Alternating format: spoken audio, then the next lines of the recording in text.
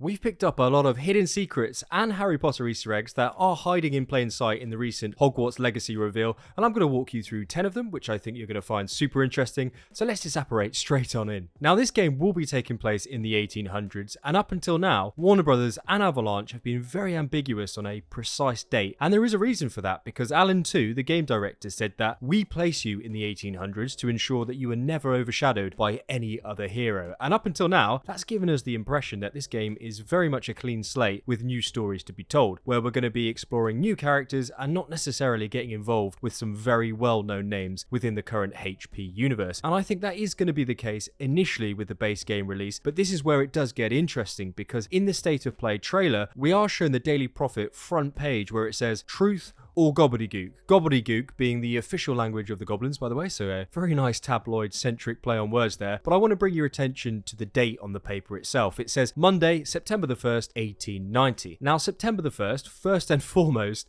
is the day which the Hogwarts school term begins every year. But even more interestingly, Albus Dumbledore attended Hogwarts in 1892 at the age of 11. And if you weren't aware, we do find ourselves starting Hogwarts in our 5th year in this game, meaning a very young Albus Dumbledore is alive in this time period. And if we do pick up further content expansions going forward, which to be honest with you, I don't think is out of the realm of possibility depending upon the game's performance, we may actually see him starting Hogwarts as we enter our 7th year and then go on to graduate. Additionally, in a TV spot trailer for the upcoming Fantastic Beasts film, Dumbledore says this: When I was young, there were rumors about a powerful magic.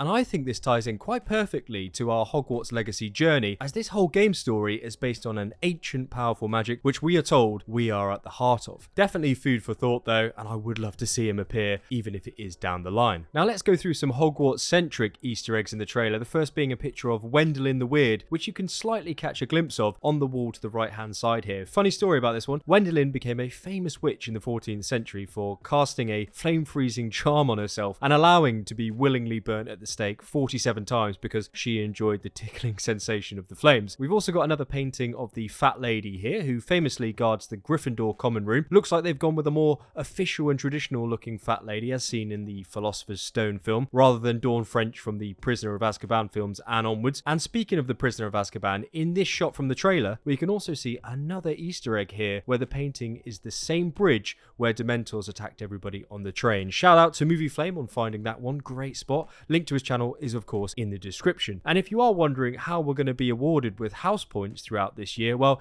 it hasn't officially been confirmed yet, but if we do zoom in here, we can just about make out the hourglass jars holding all of the house points, so that does look really promising, I would say. On top of all that, it looks like we're going to be able to visit the prefect's bathroom on the 5th floor, which only opens after providing the correct password, if you can remember, which I do wonder how we'll end up getting. Maybe it's hidden around somewhere, or we pick it up during a side quest. You also notice the mermaid on the wall, similar to what we actually see in the films as well. I think that is a great touch and a nice detail, as well as all of the golden taps, just like in the books, which all produce different washing soaps, which I think is super cool. Now, bath soaps aside, let's talk about some fantastic beasts, because in this particular clip, we can see what looks like to be a cat, and I've actually got a sneaky feeling that this may be a Kneasel or Kneasel, depending upon how you pronounce it, which is a magical beast that has a similar appearance of a cat. A very famous Kneasel is Crookshanks, Hermione's half cat, half Kneasel, who was incredibly intelligent and actually helped Sirius Black expose Peter Pettigrew as the rat Scabbers. So it would be great to pick up our own pet here, and I could definitely see this happening in the game. It would be a shame if it didn't. Incidentally, Avalanche have also said that beyond the Hogwarts grounds are poachers who are actually setting traps to try and capture magical beasts for their own profit. If we do come across them, we can decide to help them or not, but if we do decide to give them a hand, we'll be able to capture them ourselves in a similar way that Newt Scamander does in the Fantastic Beasts films, which what looks like to be some sort of capture bag or suitcase. Now, after they are captured in-game, they're transported to our Mangerie, a large open customizable space in the Room of Requirement, which isn't too far off what's inside Newt's own suitcase, which has an undetectable extension charm cast on it, similar to Hermione's handbag. I think this is definitely a nod to the series there, and I can't wait to try it out. Now, if you've got good eyes, you may have noticed a couple green flames dotted around in certain locations in the gameplay trailer. Now, these green torches look like Floo Powder fast travel points, Floo Powder being a a glittery, magical substance used by witches and wizards to travel to and from fireplaces that are connected to the Floo network. Now, the reason why I think we can firmly deduce that this may indeed be some sort of fast travel mechanic is because in this clip in particular, we can just about make out the word Wildsmith underneath the statue portrait, which all kind of adds up actually, because Ignatia Wildsmith was the witch who created the Floo powder in the 13th century, and it would be really great if we could actually blow Floo powder onto these flames and then just travel to different Floo network stations that we've discovered ourselves across the map, which, speaking of which, we don't know the full size of it yet, apart from this map illustration officially presented to us in the behind the scenes trailer. But what we do know is that there is going to be an incredible amount of exploration outside the grounds in this game, so fast traveling back and forth on this network does make sense, as we only learn to apparate in our 7th year, so theoretically that's ruled out, and it will save us some time if we don't want to just fly on our broom or hippogriff to different locations on the map. Now let's talk about some famous people and recognisable families in the HB universe that have been hinted at being here in this game. Chandler Wood, community manager of Hogwarts Legacy, and a really great dude by the way, mentioned in the official PlayStation blog article that we may even come across some very familiar names like a Weasley or two. Now this is exciting because the Weasley family are one of the most prominent pure-blooded wizarding families in Great Britain, with a long family tree that has been documented for centuries. In fact, as we know, the game is based in 1890 thanks to the Daily Prophet. Arthur Weasley's dad, Septimus Weasley, was born in that same time period and went on to marry into the Sirius Black family, so I'd expect to see a young Septimus and his parents potentially appear in the storyline here, thanks to a nod from our community manager. Now another cool link here is Elazar Fig, who's noted as playing a big role in our storyline, as well as being one of Hogwarts' professors. We see him appear multiple times throughout the trailer, and that's for a good reason, as he is going to be our mentor throughout the narrative story arc. But we also have another Fig in the Harry Potter universe, which you may be aware of, that being Arabella Fig, who is a squib, which means that she just can't perform magic, but she does have magical parents. And we do end up seeing her appear directly in the Order of the Phoenix film, and she acts as an untraceable, non-magical guardian working for Dumbledore while Harry is living at the Dursleys, so a potential connection there perhaps. Additionally, Victor Rookwood is noted as being one of the antagonists of this Legacy game. He's the leader of a faction of dark wizards working with the lead goblin Ranrock. Now of course we do have another dark wizard with the same name. He's even actually mentioned in the films. Here you go. There was Rookwood. He was a spy. Augustus Rookwood of the Department of Mysteries. Yeah, the same. He passed information to you-know-who from inside the ministry itself.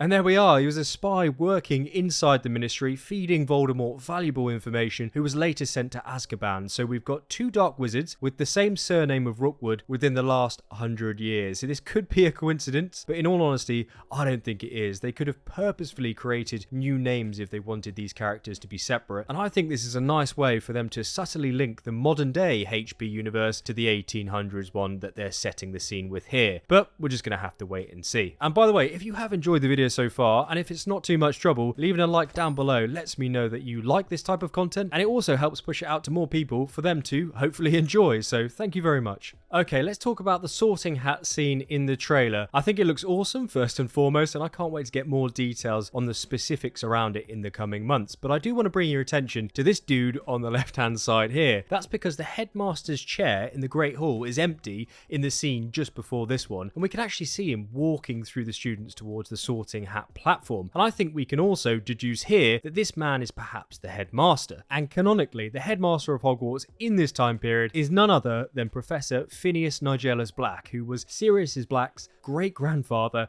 and who managed the school from 1847 to 1925, famously becoming the least popular headmaster ever, absolutely hating his profession and job role. His portrait appears in Dumbledore's office, offering advice to the current Hogwarts headmaster, as well as being visible in the Black family tree tapestry in Grimmauld Place. And check this out, I actually think they look pretty similar to me, to be honest with you. Perhaps the developers have taken inspiration from this tapestry when they actually created his model in game. I think it's interesting stuff for sure. Now let's talk about Ranrock. He's the leader of the goblins in this time period, and whom are currently in the process of their third rebellion within 3 centuries, mainly because they feel that they've always been subjugated to prejudice and segregation by wizard kind. Historically, wizards have chosen not to share one law with other magical beings, denying creatures like goblins from extending their powers, which means they have to seek out other devices to potentially expand them themselves. And this is what I find interesting about this gauntlet that Ranrock has equipped on his arm, seemingly being able to absorb a spell fired at him by Elazar Fig to then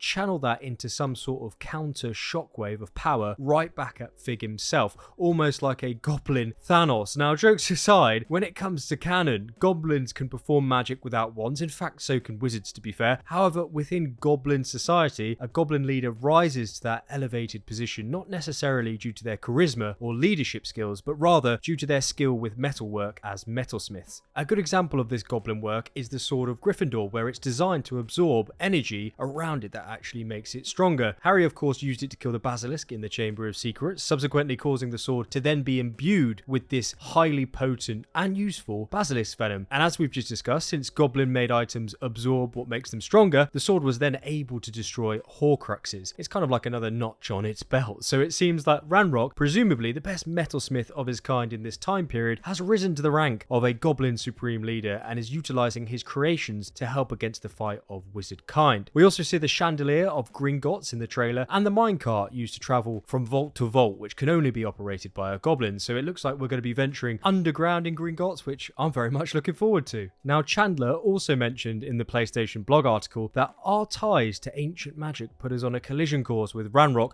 where we'll need to unearth the mysteries behind the ancient magic to stop the rebellion and the threat of the wizarding world being torn apart. Now, ancient magic happens independently from the efforts of witches and wizards. It's triggered by events or powers that are really native to reality, and it's considered to be extremely old, mysterious, and very dangerous, where a wand isn't necessary to actually make it work. It can be found in the hides of dragons, and if we take a look at this scene from the trailer, that looks like a magical skin resistance to me. A mighty dragon imbued with this ancient magic. Incidentally, the dragon in the trailer also looks like a Hebridean black dragon, which is native to the Hebrides in Scotland and is recognisable due to its brilliant purple eyes and dark rough scales. They're a very aggressive breed of dragon in the British Isles, and historically the McFusty clan takes responsibility for their well-being and has done for many centuries. Additionally, we also come across Thestrals in the trailer, meaning we as a character or a player have seen death at some point in the storyline, as the only way to visually see Thestrals, if you didn't know, is to have witnessed the death of someone at least once. So more food for thought there. It gets me even more intrigued of our backstory in this game. But I'll tell you what else is very interesting,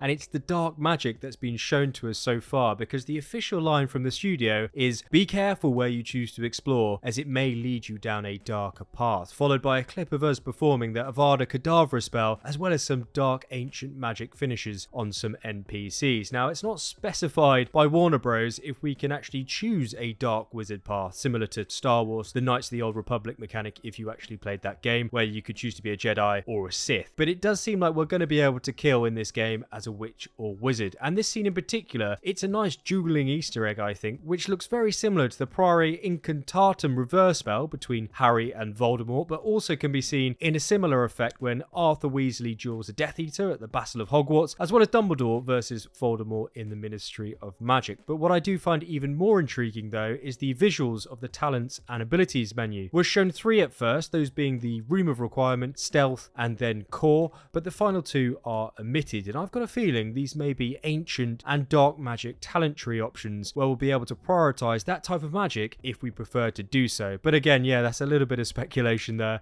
and we're just going to have to see what they say. Okay, I had to get this one in here, and it is the chocolate frog cards, which we can see sneaking into the frame in the Room of Requirement in the trailer. And it does make sense, as in previous Harry Potter games over the last decade, these cards have been used as a form of collectible in-game to show off famous witches and wizards, and I wouldn't be surprised if the same mechanic is applied here. However, canonically, the chocolate frog was actually created in 1924, which is 34 years after where this game takes place, again thanks to the Daily Prophet article, and perhaps an error or creative freedom from the devs here. I honestly wouldn't mind it if they were in the game, to be honest with you, purely for the Easter egg collectible aspect, and perhaps if that's the case, we may even get Bertie Bott's Every Flavoured Beans, which actually entered production in the middle of the 20th century. But to the right of that frog, though, we can also see some fudge flies, and Ron mentioning in the books that Scabbers really enjoyed them, and I can imagine imagine or envision some sort of chocolate fly hidden around the open world that we'll have to collect here. And I just want to get your opinion on this one actually. Above the chocolate frog and the fudge flies, there's a picture of a large rock in the sea just off the coastline. This looks like the cave Tom Riddle visited when he was younger, and where Dumbledore and Harry also travelled to destroy Salazar Slytherin's Horcrux, where they also came across some Inferi, which are dead bodies reanimated by a dark wizard's curse, which we can also see as NPCs or enemies in the trailer. So you're going to have to let me know what you think of that one. And if you haven't already done so, by the way, do consider subscribing for more Hogwarts Legacy videos just like this. I'm going to be covering the game all throughout this year. There's lots more to come. And I just want to say a big thanks to the Reloads researchers in our Discord community who helped me put this video together, as well as you Reloaders who actually support me and the channel with your own hard-earned cash. I thank you so much. I really am incredibly grateful. And there should actually be more Harry Potter videos on your screen right now. So hopefully see you there in a few seconds. And as usual,